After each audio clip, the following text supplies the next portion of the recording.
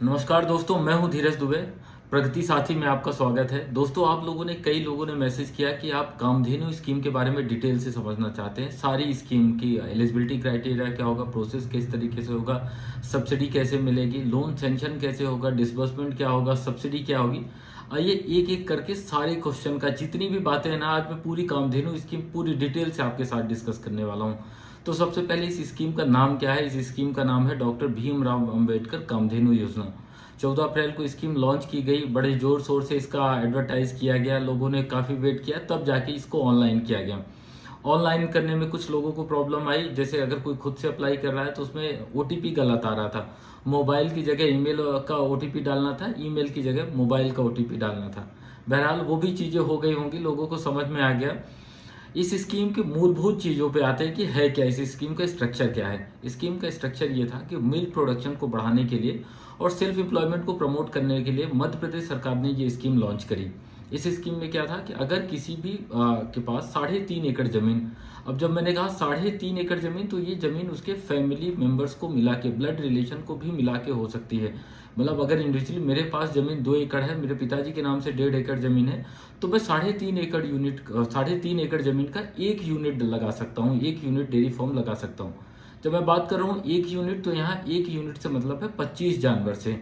और 25 जानवर कैसे हो सकते हैं, चाहे वो गाय हो सकती है, भैंस हो सकती है, या एचएफ या क्रॉस ब्रीड जिसे बोला जाता है, वो कोई भी हो सकता है। पर इनमें से अगर मैंने गाय पाली तो मुझे 25 गाय पालनी होंगी। अगर मैंने 25 जर्सी गाय पाली तो 25 जर्सी गाय होंगी।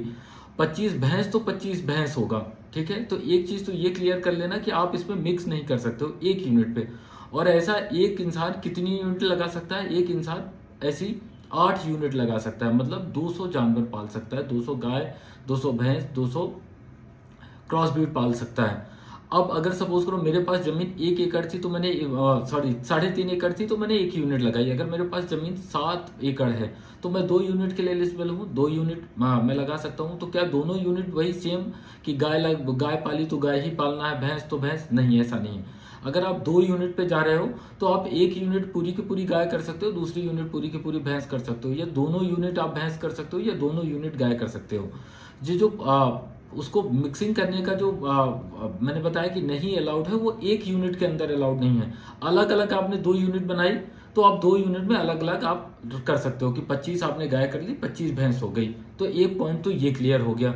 दूसरा, इसमें सब्सिडी का क्या प्रोविजन रखा गया है। सब्सिडी तो देखो, जनरल और ओबीसी के केस में 25% सब्सिडी, एससी एसटी के केस में 33% सब्सिडी। जो भी प्रोजेक्ट कॉस्ट है उसका 25% जनरल के केस, ओबी के केस में, और एससी एसटी के केस में 33%।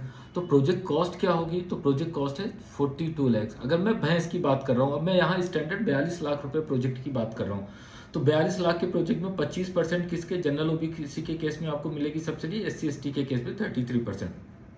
सब्सिडी मिलेगी कब? सब्सिडी मिलेगी प्रोजेक्ट कंप्लीट हो जाने के बाद। जब आपका प्रोजेक्ट कंप्लीट हो चुका होगा, आप 25 जानवर, इंफ्रास्ट्रक्चर तैयार कर लोगे, इंश्योरेंस करा लोगे, उसके बाद आपको ये सब्सिडी मिलेगी। ठीक बात है, सब्सिडी की भी बातें क्लियर हो गई।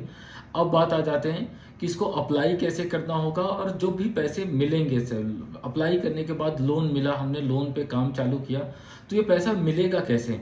तो पहले ये प्रोसेस समझ लो कि पैसा हमें मिलने कैसे वाला है। अच्छा, इसका पूरा का पूरा पैसा एक बार में नहीं मिलने वाला है। जैसे सपोज करो आपने अप्लाई किया और आपका एप्लीकेशन बैंक में पहुंच गया, आपका लोन सैंक्शन हो चुका है। अब बात आ चुकी है डिसबर्समेंट की। अब लोन लेते टाइम एक बात आती है कि मुझे कितना पैसा खुद से लगाना होगा और कितना मुझे बैंक से मिलेगा। देखो, इसके लिए कहीं कुछ भी गाइडलाइन में नहीं लिखा। ये बैंक टू बैंक डिफर करेगा। कुछ बैंक हो सकता है 15% आपसे मार्जिन मनी की बात करें, 20% की बात करें, 25% की। जब मैं यहाँ मार्जिन मनी की बात कर रहा हूँ, मतलब वो कहेंगे कि अगर 42 लाख का प्रोजेक्ट है तो आप कितना लगाने वाले हो, बैंक से लोन कितना। हो सकता है कोई बैंक कहे कि मैं 10% मार्जिन मनी पे, मतलब 4.5 लाख रुपए, और बाकी का 38 लाख रुपए लोन मिल जाएगा। कोई बैंक कहेगा कि साहब आपको 25% आपकी मार्जिन मनी होगी, 10.5 लाख रुपए आपको लगाने होंगे, और रिमेनिंग जो बचा 31.5 लाख रुपए, वो मैं आपको लोन देने वाला हूँ। ये डिपेंड कर सकता है, मैंने बताया ये बैंक टू बैंक डिफर करेगा। नॉर्मली जो भी बैंक है वो 25% मार्जिन मनी की बात करते हैं कि 25% आप लगाओ, 75% हम आपको लोन देते हैं। अब आपने 25% आपने लगाया, 75% आपको लोन मिल गया, आपका टोटल 42 लाख रुपए हो गया। तो अब आपको पैसे कैसे मिलेंगे? तो सबसे पहला पैसा मिलेगा, जो भी बैंक आपको डिस्बर्स करेगा, वो शेड बनाने के लिए। फर्स्ट मंथ में जो पहला डिस्बर्समेंट होगा वो शेड बनाने के लिए होगा, और वो कितना होगा? 11,40,000 रुपये। ठीक है, तो 11,40,000 रुपये आपको शेड बनाने के लिए मिला। शेड बनाने में लगभग 2 से 3 महीने का टाइम लग जाना है। जैसे ही आपका शेड कंप्लीट हो जाता है, तब आपको चौथे महीने पे मिलेगा कितना? 11 लाख रुपए। ये किसके लिए मिलेगा? जानवर या गाय खरीदने के लिए या भैंस खरीदने के लिए मिलेगा। कितना होगा? 11 लाख रुपए। मैं यहाँ भैंस की बात कर रहा हूँ, ठीक है, मैं 42 लाख के प्रोजेक्ट की बात कर रहा हूँ, ये भैंस का प्रोजेक्ट है। तो 11 लाख रुपए आपको मिलेंगे 9 भैंस खरीदने के लिए। ठीक है, अब एक बात ध्यान देना, यहाँ भैंस आपको परचेज कहाँ से करनी है? आउट ऑफ स्टेट परचेज करनी है। जो भी आप बफेलो ये भैंस परचेज करोगे, इसकी कॉस्ट में इंश्योरेंस की कॉस्ट, ट्रांसपोर्टेशन कॉस्ट को भी इस पर इंक्लूड किया गया है। ये जो 11 लाख रुपए है ना, तो ये 11 लाख रुपए इंश्योरेंस, ट्रांसपोर्टेशन को इंक्लूड करके मैंने बताया यहाँ। 11 लाख रुपए पहले आप नो। और दूसरी बात, जो भी आप गाय या भैंस परचेज करके लाते हो ना, उसका बछड़ा या जना हुआ 1 महीने से ज़्यादा नहीं होना चाहिए। ठीक है, जो भी उसका बछड़ा है वो 1 महीने से ज़्यादा का ना हो। ठीक, तो मतलब ऐसी भैंस लेकर आनी है, या तो वो बच्चा देने वाली है, या अगर दे दिया है तो उसका 1 महीने से ज़्यादा का समय नहीं हुआ हो। तो आपको पहले चौथे महीने में आपको 11 लाख रुपए मिल गए। उसके बाद आपको अगले 4 महीने बाद, मतलब 8वें महीने में आपको फिर से मिलेगा 9,80,000। कितने जानवर परचेज करने के लिए? 8 जानवर परचेज करने के लिए। अगेन उस पर इंश्योरेंस और ट्रांसपोर्टेशन की कॉस्ट इंक्लूड है। फिर अगले 12 महीने बाद, पहले महीने में आपको शेड के लिए मिला, चौथे महीने 9 जानवर खरीदने के लिए, 8वें महीने 8 जानवर के खरीदने के लिए, और 12वें महीने में फिर से 8 जानवर खरीदने के लिए। वो कितना मिलेगा? 9,80,000। इस तरीके से अगर आप इसको टोटल करोगे तो ये 42 लाख रुपए हो जाएगा। एजेंडा क्या था, क्यों किया उन्होंने ऐसा? ताकि दूध का जो लैक्टेशन पीरियड है ना आपके फॉर्म में, वो बना रहे, कंटिन्यूटी बनी रहे। अगर हम 25 जानवर पहली बार ही लेकर आते और वो 25 के 25 दूध दे रहे होते, ऑब्वियस बात है 6-8 महीने बाद उनका प्रेगनेंसी पे चले जाते जानवर, और वहाँ उनका दूध का प्रोडक्शन खत्म हो जाता, तो आपके यहाँ जो रेगुलर रेवेन्यू सोर्स है वो बंद हो जाता। ईएमआई पे करने में प्रॉब्लम आप आती। किसानों के साथ सबसे बड़ी प्रॉब्लम ही यही होती। इसी बात का ध्यान रखते हुए इन्होंने इस तरीके से साइकिल डेवलप किया ताकि आपके यहाँ मिल्क प्रोडक्शन हमेशा बना रहे। तो ये बात समझ में आ गई कि पैसे हमें कैसे मिलेंगे और सब्सिडी कैसे मिलेगी। जब आपके सारे 25 के 25 जानवर हो जाते हैं, तब आप सब्सिडी के लिए एलिजिबल हो जाओगे। देखो, सरकार की मंशा बड़ी साफ, बड़ी क्लियर थी कि लोगों के पास जो भी ये प्रोजेक्ट चालू करे वो उसको चला भी पाए। ऐसा नहीं कि बहुत सारी स्कीम आती हैं, हमने चालू किया, थोड़े दिनों बाद जैसे ही फाइनेंशियल क्रंच आया तो वो चीज़ें नहीं हो पाई या आप उसे कंटिन्यू नहीं कर पाए। इसलिए इसको जो साइकिल को, पीरियड को मेंटेन किया गया ना, कि पहले 9 फिर 8 फिर 8। ठीक है, तो ये बात भी मुझे लगता है आप लोगों को क्लियर हो चुकी होगी कि पैसे कैसे मिलेंगे, सब्सिडी कैसे मिलेगी। अब बात करते हैं कि इसका एप्लीकेशन का प्रोसेस क्या होगा, अप्लाई कैसे करना होगा। आजकल जो सबसे बड़ी प्रॉब्लम है, जो लोगों की कॉमन क्वेरीज है, वो इसी चीज़ को लेकर है कि यार मैंने अप्लाई कर दिया है, मुझे ट्रेनिंग कब मिलेगी, ट्रेनिंग मिल गई तो मेरा बैंकर्स पूल पे कब जाएगा। चलिए उसको अब अच्छे से डिस्कस करते हैं। देखो, एक बात समझो, जो यहाँ लिखा था ना कि बड़ा स्ट्रीमलेस होगा, आराम से आप चीज़ों को कर पाओगे, ऐसा कुछ होता मुझे भी नहीं दिख पाया। पहले प्रॉब्लम आई एप्लीकेशन में, एप्लीकेशन करने के बाद कहीं ना कहीं थोड़ी सी क्लैरिटी का तो वो रहा, लोगों को बताया नहीं गया कि है क्या प्रोसेस। आपने एप्लीकेशन करवा दिया, एप्लीकेशन होने के बाद लोगों को ट्रेनिंग के लिए वेट करना पड़ रहा है। आपने इतना इंफ्रास्ट्रक्चर ही डेवलप नहीं किया कि आप लोगों को ट्रेनिंग करा पाओ। आपने ट्रेनिंग के लिए दूसरे इंस्टीट्यूट नॉमिनेट नहीं करे, आपने कहा हम अपने ही इंस्टीट्यूट से ट्रेनिंग कराएंगे। बहरहाल ठीक है भाई, जब ये गवर्नमेंट ने डिसाइड किया तो अपन क्या ही कर सकते हैं। हम तो समझ लेते हैं कि ये कैसे करने वाले हैं, हमें उस पर अपने आप को भी ढाल लेना होगा, उसी तरीके से हमें भी चलना होगा। इन्होंने कहा कि आपके पास पैन कार्ड हो, आधार कार्ड हो, बैंक अकाउंट हो, आईएफएससी कोड हो और लैंड रिकॉर्ड्स हो, लैंड की डिटेल हो, चाहे वो आपकी हो, आपके पिताजी के नाम से हो, दादाजी के नाम से। अच्छा हाँ, एक बात और यह पूछोगे कि क्या किराए की ज़मीन लेके काम किया जा सकता है, कि मैं लीज पे लेके लैंड कर लूँ?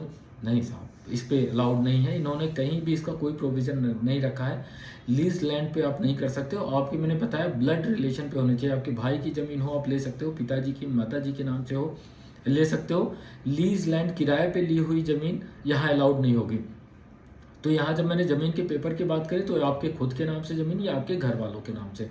आप सिंपल ऑनलाइन इसको अप्लाई कर देते हो। अप्लाई करने के बाद आपका एप्लीकेशन कहाँ पहुँच जाता है? डिपार्टमेंट के पास पहुँच जाता है। डिपार्टमेंट, अब उनके डिपार्टमेंट ने कहा कि आपके पास ट्रेनिंग, उसमें मांगा गया है कि आपके पास ट्रेनिंग सर्टिफिकेट है तो आप अपलोड करो। अगर किसी ने पहले से ट्रेनिंग कर रखी हो, जो कि किसी के पास है नहीं, किसी ने करी भी नहीं है, आपने कहीं ऐसी ट्रेनिंग डिपार्टमेंट में ऑर्गेनाइज ही नहीं करी कि किसी के पास ऑलरेडी हो, तो सबसे पहले क्या करना होगा? सबसे पहले तो आपको अप्लाई करना होगा। अप्लाई करने के बाद आपके पास ट्रेनिंग का शेड्यूल आएगा। डिपार्टमेंट के पास जो भी इनके 5 से 6 ट्रेनिंग इंस्टीट्यूट हैं, भोपाल हो गया, महू हो गया, जबलपुर हो गया या रीवा हो गया, ऐसे जहाँ भी इनके 5-6 इंस्टीट्यूट हैं, वहाँ ट्रेनिंग का ये शेड्यूल निकालते हैं। आप अप्लाई करने के बाद आपको रेगुलर चेक करते रहना होगा, और जब भी वो शेड्यूल आता है आप अपने ट्रेनिंग का शेड्यूल फिक्स कर लो। ट्रेनिंग शेड्यूल कर लेने के बाद आपको ट्रेनिंग होगी, 3 दिन की ट्रेनिंग होगी, वहाँ 3000 रुपये आपको गवर्नमेंट फीस पे करनी होगी, और वहाँ ट्रेनिंग कंप्लीट करने के बाद सर्टिफिकेट मिल जाएगा। एक और क्वेश्चन आ जाएगा कि यार मैंने अपनी वाइफ के नाम से अप्लाई किया है, वाइफ नहीं जा सकती, तो क्या उसकी जगह मैं ट्रेनिंग लेने जा सकता हूँ? तो फिर इसका जवाब है नहीं, आप नहीं जा सकते हो। आपको जिसके नाम से आपने अप्लाई किया उसे ही भेजना होगा ट्रेनिंग करने के लिए। अगर आप सोचो कि ट्रेनिंग के लिए अप्लाई किसने किया है, वाइफ के नाम से, हस्बैंड के नाम से, बेटे के नाम से, और आप जाके वो ट्रेनिंग कर लो, तो नहीं, आप जिसके नाम से एप्लीकेशन है ट्रेनिंग भी उसी को अटेंड करनी होगी। ट्रेनिंग अटेंड करने के बाद आपको क्या मिलेगा? एक सर्टिफिकेट मिलेगा, ट्रेनिंग सर्टिफिकेट मिलेगा। उस ट्रेनिंग सर्टिफिकेट को आपको अपने एप्लीकेशन पे जाके अपलोड कर देना होगा। ठीक है, कई लोग ऐसे हैं जिन्होंने वो ट्रेनिंग सर्टिफिकेट भी अपलोड कर दिया, और कुछ लोग हैं, आप में से ऐसे लोग हैं जिनके पास अभी वो ट्रेनिंग सर्टिफिकेट मिला ही नहीं, या उनकी ट्रेनिंग ही नहीं हो पाई। तो वेट करो, जैसे ही आपकी ट्रेनिंग होगी आप उसे अपलोड कर दोगे। ट्रेनिंग सर्टिफिकेट अपलोड होने के बाद अब आपका प्रपोजल अब डिपार्टमेंट में स्क्रूटनी के पास, स्क्रूटनी के लिए पहुंचा है। डिपार्टमेंट कैसे स्क्रूटनी करता है? आपके डॉक्यूमेंट को चेक करता है, प्रॉपर आपके पैन कार्ड को, आधार को, आपके लैंड डिटेल को चेक करता है, और जिस भी आप जिले से हो वहाँ के कंसर्निंग डिपार्टमेंट या जो वेटनरी डिपार्टमेंट के ऑफिसर्स हैं, डायरेक्टर हैं, एडीएच बैठते हैं, उनके पास उस केस को फॉरवर्ड कर देता है। उनका काम होता है कि आपसे वो कांटेक्ट करें, आपसे मिलें, आपकी फिजिबिलिटी चेक करें कि आप ये चलाना चाहते हो, लगा पाओगे, ज़मीन कहाँ है, सारी ज़मीन आपके नाम से है, कोई किसी ने गलत डिटेल तो नहीं दी। वो एक फिजिबिलिटी रिपोर्ट बनाते हैं, वो प्राइमरी स्क्रूटनी करते हैं, और वो अपनी रिपोर्ट डिपार्टमेंट को, हेड ऑफिस को सबमिट करते हैं। रिपोर्ट में डिपार्टमेंट के पास आ जाने के बाद डिपार्टमेंट उसको क्या करता है? फाइनलाइज करके आपकी लिस्ट निकाल देता है। लिस्ट निकालने का मतलब है कि अब आपका केस बैंकर्स पूल पे पहुंच चुका है।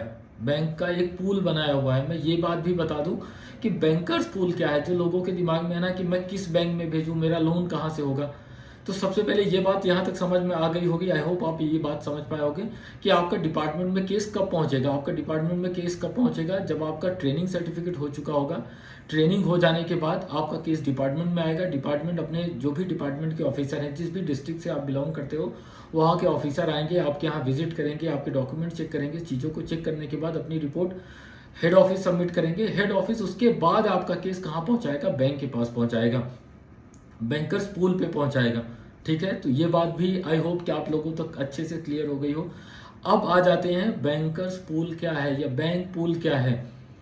बैंक पूल कुछ भी नहीं, जैसे अपन एक पूल देखते हैं ना कि जहाँ सारे के सारे लोग एक साथ जंप कर सकते हैं, ऐसा ही कुछ ये पूल बनाया हुआ है।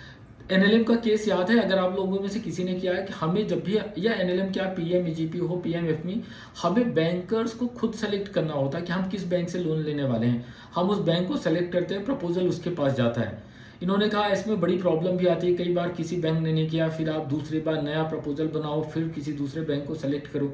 तो क्यों ना ऐसी कुछ व्यवस्था की जाए कि किसी को ये करने की जरूरत ना पड़े। हम बैंक को ही ऑप्शन दे देते हैं किस बैंक से कराना है, आपको अलग से बैंक को नॉमिनेट नहीं करना। एक पूल बना दिया, मैंने ऐसे बनाया ना, तो ये समझ लो एक पूल है, यहाँ सारे बैंकर बैठे हुए हैं, इसके अंदर सारे के सारे, कोई भी प्रपोजल इस पे आएगा। अब ये बैंकर कोई सा भी बैंकर सेलेक्ट कर लेगा कि साहब, जैसे सपोज करो मेरा बैंक इंडियन बैंक में है, या आपका खाता सेंट्रल में है, या किसी का पीएनबी में है। नॉर्मली हम क्या करते हैं, जिस भी बैंक में हमारा खाता हम उसे ही कांटेक्ट करते हैं। अब आप उस बैंक को कांटेक्ट करते हो, वहां से बैंक जो होगा आपके उस पूल में से वो केस आपका पिक कर लेगा। ठीक बात है, केस पिक किया, अगर उसको सारी चीज़ें सही लगी तो वो उस केस को अपनी ड्यू डिलिजेंस करेगा, आपकी सारी चीज़ों को चेक करेगा, सब कुछ सही आता है तो वो सेंक्शन करेगा, डिसबर्समेंट कर देगा। नॉर्मल उसके लिए टेट रखा, 15 दिन के अंदर उस बैंक को सैंक्शन करना होगा लोन। मतलब वो बैंक ऐसा नहीं कि प्रपोजल लेके अब वो बैठ गया, आराम से बैठा हुआ है, आप चक्कर पे चक्कर काटे जा रहे हो। उस प्रपोजल को पिक करने के बाद 15 दिन के अंदर उस प्रपोजल को उसे क्या करना होगा, डिस्पोज करना होगा, सेंक्शन करना होगा, या रिजेक्ट करना है या नहीं करना तो उसको वापस बैंक पूल में भेजना पड़ेगा। सपोज करो उसने आपका केस सेंक्शन कर दिया तो फिर कोई बात ही नहीं, बात खत्म हो गई। सेंक्शन करो, डिसबर्समेंट कराओ और अपना काम चालू कर दो, जैसा मैंने बताया। अगर किसी रीजन से आपका केस सेंक्शन नहीं हो पाया या इस बैंक ने मना कर दिया, मैनेजर साहब है उनका मूड ठीक नहीं था, उन्होंने कहा जाओ नहीं करता, क्या कर दोगे? ऐसा ही तो होता है। मतलब कई बार लोगों का मन भी होता है, बैंक मैनेजर किसी एसपी से कम नहीं होता, उसने कहा नहीं माने, नहीं है फिजिबल, मुझे नहीं लगता। ये सच में फिजिबल नहीं है, ऐसा मैं ये नहीं कह रहा हूँ, आप ऐसा मत समझना कि ये बैंकर्स के लिए मैं वो कर रहा हूँ। कई बार ऐसा होता है कि बैंक भी नहीं करता, कई बार एक्चुअली करने वाला भी नहीं होता, तो बैंक कह देता कि मैं नहीं करने वाला हूँ या मुझे नहीं समझ में आ रहा। इस केस में क्या करना होगा आपको? कोई बात नहीं, आप उनसे ऐसे हाथ जोड़ के विनती करोगे, साहब नहीं कर पा रहे हो तो दूसरे बैंक में आप भेज दो, या आप इसको क्या कर दो, विड्रॉ कर दो अपने पूल से, तो ये किसी दूसरे बैंक के पास चला जाएगा। तो आपको बार बार किसी बैंक के चक्कर काटने की जरूरत नहीं पड़ेगी। जिस भी बैंक से आपका लोन होना है, सपोज करो सेंट्रल बैंक ने मना कर दिया, तो इंडियन बैंक में अगर आपका खाता है या इंडियन बैंक वालों से आपकी बात हो गई तो वो आपका केस वहां से पिक कर सकते हैं। आपको केस फॉरवर्ड कराने के लिए बार बार किसी डिपार्टमेंट के चक्कर नहीं लगाने पड़ेंगे, किसी कंसल्टेंट के चक्कर नहीं लगाने पड़ेंगे, वहां बैंक ही वहां बैठे बैठे अपना केस पिक कर सकता है। ठीक है, यहाँ तक बात समझ में आ चुकी है कि बैंक अब केस कैसे करने वाला है। आप लोग किसी के इसके चक्कर में बताना कि मैं यहाँ तुम्हारा केस भिजवा देता हूँ, वहाँ भिजवा देता हूँ, ऐसा कुछ नहीं होने वाला है। मैंने बताया ना, जैसे स्विमिंग पूल में एक साथ सब छलांग लगा देते, यहाँ भी ऐसे ही है। सारे के सारे बैंक बैठे हुए हैं, जो छलांग लगाएगा इसके अंदर जिसका आएगा उसमें से किसी को भी कोई भी बैंक कर सकता है। किसी पर्टिकुलर बैंक को हम नॉमिनेट नहीं करने वाले। आई होप मैंने इस बात को बड़े डिटेल से क्लियर कर दिया हो। चलिए अब आगे पहुंचते हैं कि सैंक्शन हो जाने के बाद, डिसबर्स हो जाने के बाद वही सब्सिडी कैसे डिसबर्स हो जाएगा, वही 9-8-8 पहले उसके लिए मिलेगा। मुझे नहीं लगता कि अब मैं शायद कोई इसमें पॉइंट मिस कर रहा हूँ। अगर ऐसा कोई भी पॉइंट आपको लग रहा है जो कहीं मुझसे स्किप हो गया हो तो आप प्लीज़ मुझे मैसेज कर देना। मैं ट्राई करूँगा कि उन चीज़ों को भी लेकर वो कर सकूँ, आपको बता सकूँ। अगर मेरी इन्फॉर्मेशन, अगर आपको मेरी मेहनत सही लगती है, आपको कहीं ना कहीं इसका कुछ भी फ़ायदा पहुंच पा रहा, तो लाइक करो और किसी ज़रूरतमंद के साथ शेयर करो और चैनल को सब्सक्राइब करो। Thank you so much. Thank you.